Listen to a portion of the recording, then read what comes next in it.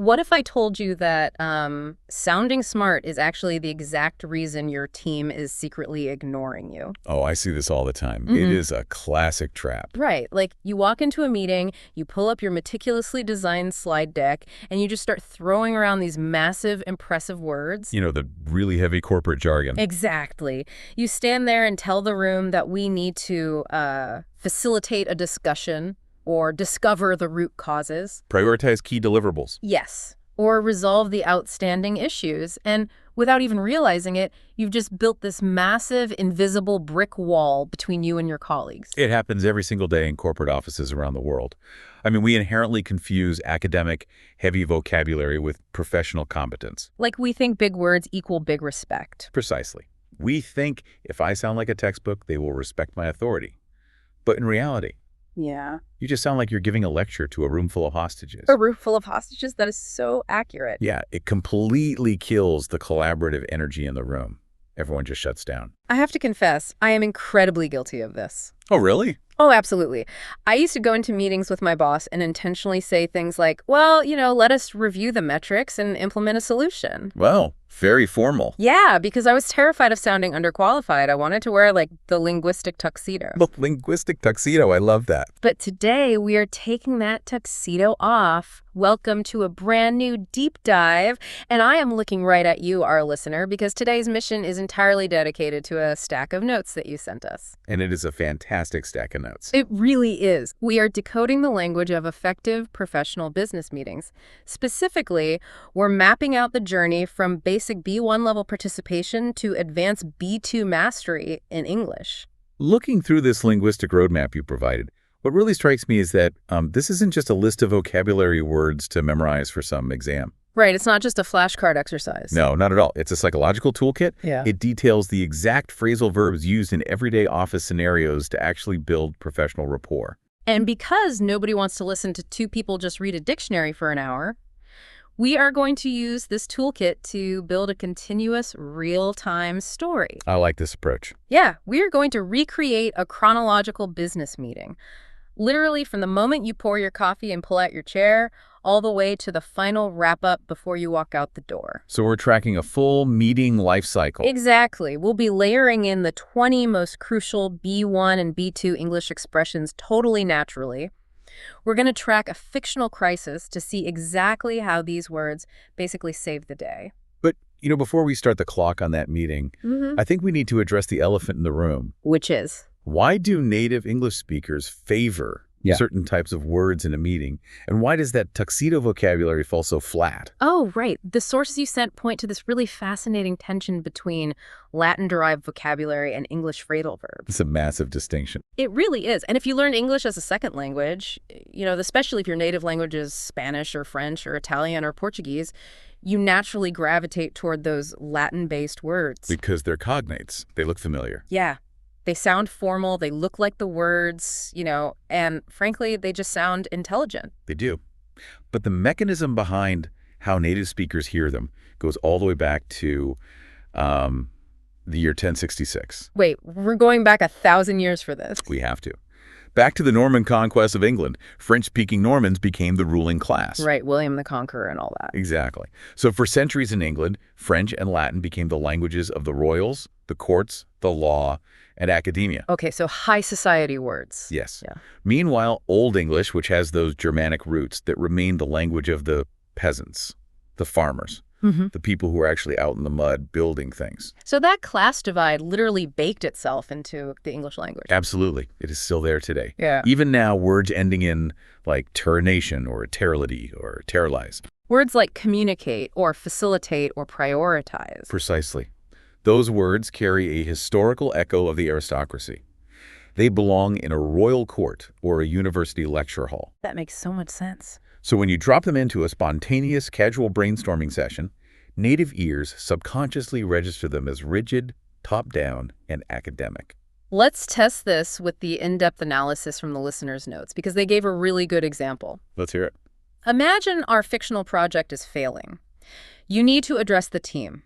Option 1 uses that rigid Latin-derived vocabulary. You walk in and say, we have a problem. Let's find a solution. Right. And, it's grammatically flawless. Right.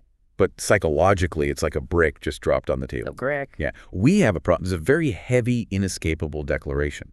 It creates a static state of failure. It feels very final. It does. Now, listen to option 2, which demonstrates natural B2 fluency using phrasal verbs. You walk in and say, we've run into a problem. Let's work out how we can deal with it. Oh, wow. We've run into a problem. It really does feel entirely different. Notice how the imagery changes. Yeah, it creates a physical, visual metaphor. It's like the team is watching down a path together, and you simply bumped into a rock. Exactly. You didn't create the problem. It just appeared on the path. It instantly softens the psychological blow. And notice the second half of that phrase. Let's work out how we can deal with it. Right, instead of let's find a solution. Yes. Phrasal verbs strip away that corporate stiffness. They imply motion, action, and shared labor. Because working something out sounds like we're doing it together. Exactly. It makes the speaker sound remarkably approachable, but still highly competent. You aren't operating on some stiffer, higher frequency than the rest of the room. You are right there in the trenches with them. Exactly, in the trenches. That sets up our entire overarching path today so perfectly. We are moving from B1 to B2. The 2 core phases of fluency. Yeah. The B1 foundation gets you in the room. It's about basic understanding, asking straightforward questions, and setting the stage. But B2 is the evolution. Right. B2 is about active intervention, discussing complex problems, managing human egos, suggesting solutions, and really driving the ship through a storm. So let's start the clock on our meeting. I am ready. We are walking into the conference room. Laptops are opening up. People are checking their phones. The chatter is kind of dying down. And you are sitting at the head of the table. This is where we lay our B1 foundation. We have 3 essential expressions from the notes to kick off the agenda. Get started, go over, and talk about. Okay, so in an everyday office context, you sit down and say something like, all right, shall we get started? Let's go over the agenda. Today, we'll talk about the new software launch. On the surface, those seem incredibly basic, right? I mean, honestly, I'm going to push back on them a little bit. Go for it. The phrase talk about. If my CEO is sitting across from me and, my promotion is on the line, looking them in the eye and saying, today we'll talk about the software launch, it feels almost dangerously casual. You think it sounds too relaxed? Yeah. It sounds like we're deciding where to get tacos for lunch. Shouldn't I say, today we shall discuss the launch? See, it is a trap so many professionals fall into, trying to sound authoritative. Really? Discuss is a trap. Let's look at the etymology of that word for a second. The word discuss comes from the Latin root discutere. Discutere. Yes, which literally means to dash to pieces or smash apart. Wait, seriously, to smash apart? Literally. So when you say we need to discuss this, you are subconsciously setting a formal, almost combative tone. Oh, wow. You are signaling a top-down lecture. You're saying, I am going to present, and you are going to evaluate and dissect this into pieces. I never knew that. So discuss secretly means prepare for battle. Effectively, yes, Yeah. especially in a corporate power dynamic. But using a phrase like talk about, that is actually a deliberate high-level social strategy. How so? It dramatically lowers the barrier to entry in the room. You are signaling that this is a safe, collaborative space. Like we're just having a chat. Exactly. You are inviting them to converse, setting a tone of teamwork before you even look at a single spreadsheet. You're telling the room, hey, we are all equals here. I don't have all the answers, so let's figure this out together. And that builds trust immediately. It really does. And I guess that philosophy flows right into the next phrase, go over. Like, let's go over the agenda. Right. Because if you say, let's review the agenda, it sounds like an audit. Oh, yeah. Review sounds like I'm about to be graded. It puts people on the defensive right away. Oh, over. Implies this shared, light-touch journey through the topics. You are physically moving over the landscape of the meeting together. So the ice is broken. The agenda is set. The room is relaxed but totally focused. We've set the stage. The meeting naturally transitions into data gathering and sharing perspectives. This is the core of the B1 Foundation, where basic participation really thrives. We need to find out where our project stands. And according to the listener's notes, the essential phrases here are find out, look at, point out, deal with, work on, agree with, and move on. Let's apply this to our fictional scenario. Let's call it Project Chimera. Project Chimera, I like it. It's this massive software update. So you look at the team and you say, can we find out what happened with the early user testing? Let's look at the numbers. Notice how you didn't say, let us discover the cause or let us examine the metrics. Right, because look at is a shared physical action. Exactly. You are asking everyone to physically direct their gaze to the same place. It's grounded in reality.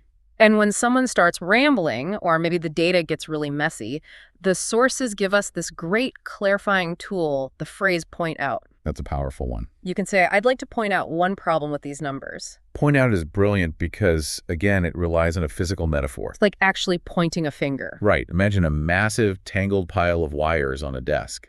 If you say, I would like to isolate the discrepancy, it's completely abstract. It sounds like computer code. But if you say, I'd like to point out this one wire, it creates a visual of your finger cutting through all that noise. It directs the room's attention without assigning any blame. Speaking of not assigning blame, the psychology behind the agreement phrases in this B1 section is fascinating. Your notes highlight phrases like, I see your point, but, or, as I understand it. Let's really break down why those are so crucial. Because in a meeting, these aren't just filler words. They are active listening tools. Active listener. Let's say the marketing director says the new user interface is way too complicated. If you reply, no, it's fine, you're wrong, you trigger an immediate biological defense response. Like fight or flight. Exactly. Their brain perceives a threat. So they stop listening to you and just start formulating their counterattack. 100%. Yeah. But if you use the phrase, as I understand it, you're worried about the user interface being overwhelming, you aren't just repeating facts back to them. You are validating their reality. Yes. You're making that human being feel heard. It's basically the ultimate de-escalation tool. You're acknowledging their reality before you introduce yours with a phrase like, I see your point, but we have to deal with the engineering constraints. In business, making people feel heard is the absolute bedrock of professional rapport. It keeps the emotional temperature of the room cool, allowing logic to prevail over ego. These B1 phrases really are like the essential tools in a toolbox. They are the hammer and the screwdriver. That's a good way to look at it. With look at this, find out that, and move on to the next thing, you can build a perfectly functional basic structure. You can keep the meeting moving forward efficiently. But, a hammer and a screwdriver are only sufficient when the weather is clear and the blueprints are perfect. And in the real world of corporate business, the blueprints are never perfect. Never. So we've looked at the numbers and everyone's nodding, but let's be real here. No project survives contact with reality. What happens when the lead developer suddenly quits? Or the server host goes bankrupt. Exactly. The hammer and screwdriver aren't going to fix a massive hole in the floor. This is the critical pivot in our meeting. This is where basic B1 participation is no longer enough to survive. We have to step up to the B2 problem-solving expansion. The tone of the meeting completely shifts here. We move from simply observing data to actively wrestling with real-world chaos. And our focus phrases here from the notes are bring up, run into, fall behind, keep up with, come up with, and work out. Let's drop these into the Project Chimera crisis. The room is tense. Everyone is waiting. You have to deliver the bad news. Set the scene for us. So you say, listen, everyone, I need to bring up an issue. We've run into a massive problem with the server host. We're struggling to keep up with the data load, and honestly, we're falling behind schedule. Stop right there and look at the shift in professional posture. At a basic level, an inexperienced manager might say something like, the system broke down, or the servers failed. Which are passive observations. Totally passive. It makes you sound like a victim. You're just standing there watching the pipes spray water all over the room, narrating the disaster to everyone. Yes. The system failed means the event happened to you. But B2 Mastery pairs the problem with a collaborative, action-oriented phrasal verb. Like falling behind schedule. Yes. We are falling behind schedule implies that you are still in motion. You haven't stopped. You are just moving slower than desired. That is such a subtle but huge difference. And you immediately follow that bad news with the solution phrases. You say, can you come up with another option? Or, let's work out a solution. There is a massive nuanced difference between those two phrases that a lot of people miss. Oh, break that down for me. Come up with versus work out. Because I use them interchangeably all the time. Most people do. But come up with is about ideation. It's pulling something out of thin air. Like brainstorming. Exactly. Imagine you are in a deep hole and you need to literally come up to the surface with an idea. It's asking for pure creativity, like we need to come up with a new marketing angle. Got it. But work out, That is the mechanical fixing of details. It's sweating the math. So it's more practical. Yes, you already have the idea, but now you have to work out the budget or work out the timeline. It's a muscular, physical phrase. You are massaging the knot out of the muscle. That is such a subtle but powerful distinction. I mean, if I go to my boss and say, we are falling behind, but the team has come up with a few options and we're working out the final budget, the panic is completely mitigated. Because you've shown you have a plan. I am demonstrating agency. I'm showing that my hands are firmly on the steering wheel, even if the road is falling apart. It completely changes how my leadership competence is perceived. So you've identified the roadblock and thrown ideas on the table. Mm-hmm. But naturally, if you put 5 smart department heads in a room to solve a crisis, you're going to get 5 entirely different, aggressively defended opinions on how to fix it. Oh, always. Imagine marketing wants $50,000 for an emergency campaign to save the launch, and accounting is literally hyperventilating at the table, just clutching their spreadsheets. Sweating over the numbers. Right. If you just let them yell at each other, the meeting dies. We have to transition into navigating disagreements. And the source material provides some incredibly valuable, highly nuanced negotiation phrases for this exact moment of tension. Let's hear them. They are meet halfway, come to a compromise, look for a middle ground, go along with, take into account, and work something out. I have to admit, early in my career, I hated these phrases. Really? Well, if I'm sitting in a high-stakes meeting and I'm constantly saying, let's look for a middle ground or I'm willing to go along with that, I felt like I was surrendering to the loudest voice in the room. Yes. I felt like it made me look indecisive, like I didn't have the backbone to fight for my own vision. It's a very common corporate fear. Mm-hmm. We're so conditioned by movies and this aggressive business culture to believe that negotiation is a gladiator arena. Yeah, where one person wins and everyone else loses. Exactly.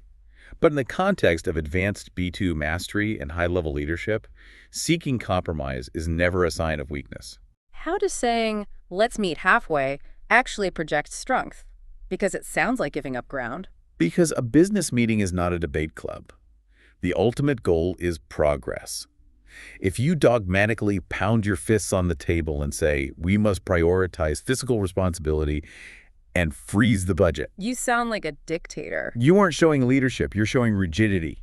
You literally stall the entire project while you protect your own ego. You become the roadblock yourself. Precisely. But when you use a phrase like, I understand your need for the campaign, but we must take the budget into account. Let's look for a middle ground. That sounds so much more reasonable. It demonstrates the highest level of cognitive and emotional intelligence. You prove that you can synthesize diverse, conflicting information and spot the pattern that allows everyone to survive. So you become the referee. You become the bridge. It shows your boss that you are mature enough to manage complex human dynamics, not just read a profit and loss statement. That's a huge skill. A true leader doesn't dictate. They navigate.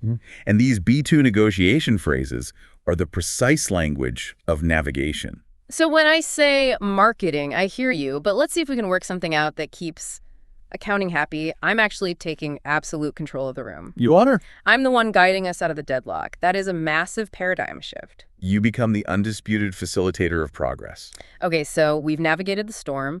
The marketing team gets half their budget. The server host is being replaced. A compromise has been reached. Everyone can breathe again. But a meeting is completely useless if it's just a philosophical debate.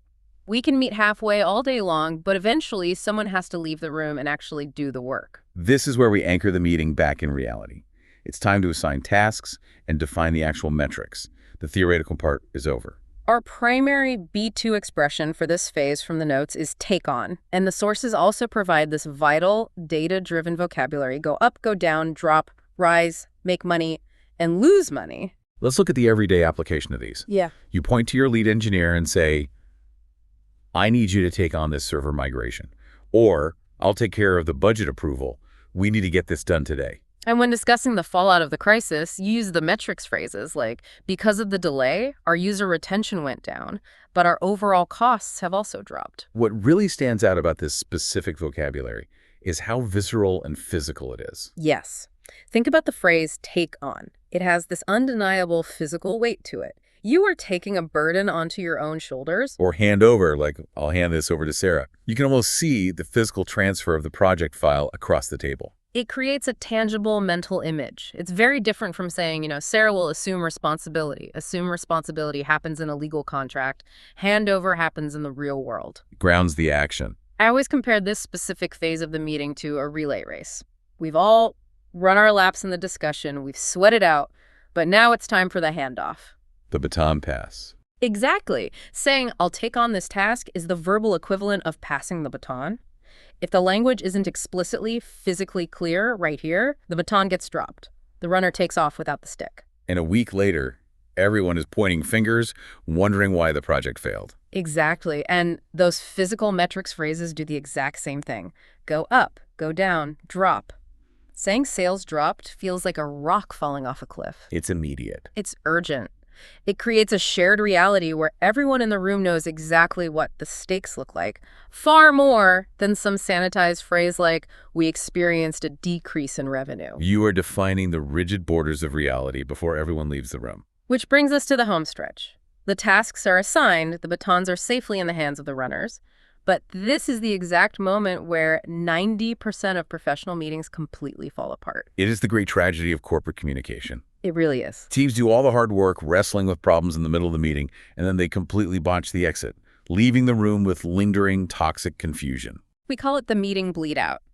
Someone looks at the clock, realizes you are 5 minutes over time, and yells, "Oh, we gotta go, I have another call." Panic ensues. Everyone slams their laptops shut, grabs their coffee mugs, and physically runs out the door. Which is an absolute disaster for productivity. A meeting is not over until the exit is formally secured. And to secure that exit, our source notes give us our final critical B2 expressions. Wrap up, follow up, and get back to. Let's hear the proper exit sequence using those. So you take a breath, command the room, and say, okay, let's wrap up the meeting. Let me sum up what we've agreed. And finally, you assign future communication. I'll follow up with the new budget next week. Or get back to me with the server data by tomorrow. I know a lot of listeners might be thinking, why is this so critical? We just spent 55 minutes debating Project Chimera. Everyone took notes, right? Exactly. Why do I need to hold them hostage for another 5 minutes to say, let's go over the main points? Why is it so important? Because it is the most important 5 minutes of the entire hour. Let's go back to your relay race metaphor. If you don't explicitly say, let me sum up what we've agreed, you leave room for subjective interpretation. And interpretation is the ultimate enemy of execution. Precisely. Yeah. Without the wrap-up, you get the classic, I thought you were doing that disaster 3 days later. All the wars. Bob thought Sarah was calling the server host. Sarah thought Bob was calling the server host. The baton is on the floor. But by explicitly saying, let me sum up, Bob, you are taking on the server call. Sarah, you are working out the marketing budget. You force the room to confirm mutual understanding in real time. It's a confirmation mechanism. It's like locking the front door when you leave your house. You don't just assume the door clicked shut. You pull the handle to physically check. That's a great analogy. It ensures that the knowledge generated in that room is actually understood and ready to be applied, rather than just floating in the air as abstract ideas. Furthermore, phrases like follow up and get back to create a tether to the future. A tether to the future. How so? When you say, I'll follow up next week, you are building a psychological bridge between this meeting and the next one. You are maintaining forward momentum. So it doesn't feel like a waste of time. Right. It signals to the team that this meeting wasn't just an isolated hour of complaining. It's part of a continuous, unstoppable process of progress. So let's zoom out and look at the incredible journey we just took today. We started at the door, dropping our linguistic tuxedos and our Latin-heavy vocabulary to embrace the natural flow of English phrasal verbs. We truly did. We laid our B1 foundation. We used get started and talk about to lower the barrier to entry and build instant trust. We then used phrases like point out and look at to gather our data, and utilized phrases like, as I understand it, to practice active listening. Validating our colleagues and keeping the emotional temperature down. Then the storm hit. Project Chimera started failing. We transitioned to our B2 expansion toolkit. We didn't just passively observe failure by saying the system broke. We actively intervened. We ran into roadblocks, but we came up with creative solutions and worked out the hard details. We proved our high-level emotional intelligence by looking for a middle ground and meeting halfway during intense negotiations, acting as a bridge instead of a roadblock. Finally, we grounded all that theory in reality. We took on tasks, passed the batons clearly, and secured the exit by wrapping up and promising to follow up. Ensuring that an hour of talk translated into actual, tangible work. Moving from that B1 foundation to the B2 expansion gives you the ultimate toolkit for driving absolutely any meeting. It really does. You aren't just a passenger reacting to the turbulence anymore. You are the one holding the map and flying the plane. If we step back even further, there's a final, rather profound concept I want to leave everyone with. I'd love to hear it. It's an idea that linguists have debated for decades, often called linguistic determinism, but it applies perfectly to corporate culture. The language we use doesn't just describe our reality, it directly shapes how we think. Unpack that for me. How does linguistic determinism apply to our boardroom? Think about the rigid Latin-heavy vocabulary we discussed at the very beginning. Words like resolve, examine, determine. The tuxedo words. Yes. If your standard business vocabulary is rigid, isolated, and purely academic, your team's approach to problem solving will likely become rigid and isolated too. You train your brain to see problems as unmovable, heavy facts. You train yourself to see a brick wall. Exactly.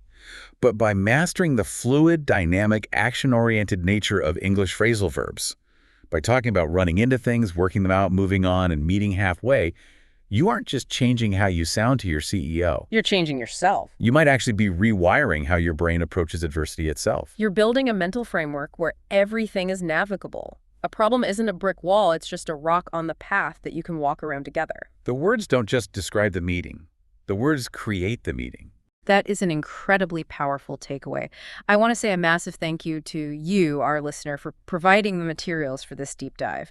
Your notes were absolute gold, and they completely changed how I'm going to speak in my next pitch. It was a fantastic roadmap to explore. We highly encourage all of you listening to take this toolkit, grab just a few of these B2 phrases, and deliberately try them out in your very next meeting. See how the room shifts? Watch how the energy changes when you take off the tuxedo and roll up your sleeves. Communication is never just about what you know. It's about how you build the bridge to share it with the human sitting across from you. So, the next time you're staring down a failing project and the conference room is dead silent, ask yourself, are we just going to state that we have a problem, or are we going to work out how to deal with it?